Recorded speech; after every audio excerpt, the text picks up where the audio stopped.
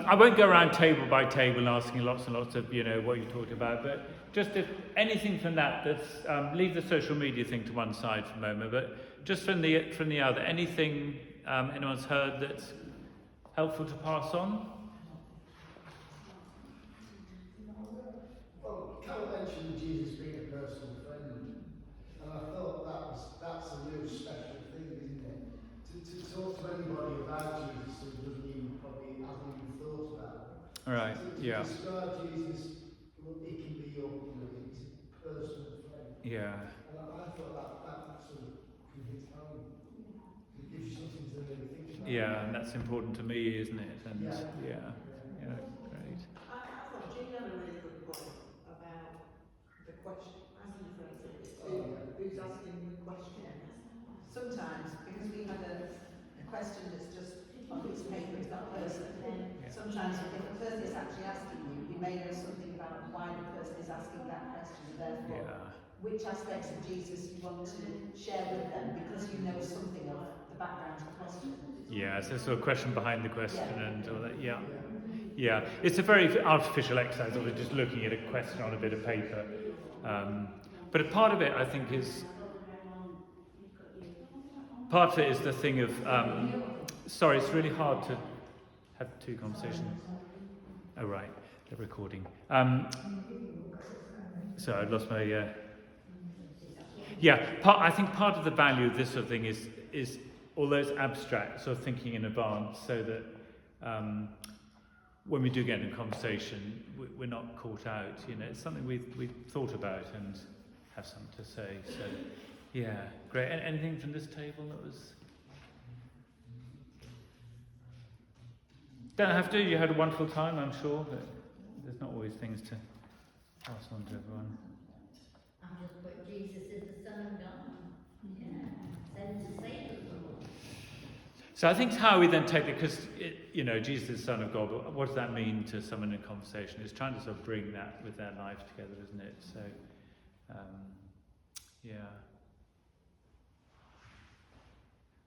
I guess something along the lines of, actually, without Jesus, we'd really know very little about God. If there is a God, actually there's a way in there that without him, that there really isn't. Anyway, you've thought about it, you've had your conversations, that's great, and we have over there. And as I say, I think it's having some thoughts about these things before the thing happens is really helpful. I don't know if I've got around to talk about social media, probably not, but just, I know lots of people don't do social media, and I signed up to Facebook years ago, and I put something on it once, and that was probably 5 years ago, so it just doesn't sort of work with me. But I know, some of my colleagues, including people who are my age and older, they're doing Facebook stuff all the time, so people do use it, obviously. Anyone got any thoughts on that? Has anyone had any use social media at all? Got any? I think you need to be exactly sure what you quoted in scripture, not misquote anything, because then you get a lot of comments. Not that it's happened to me for a long time, because I have on social media as well.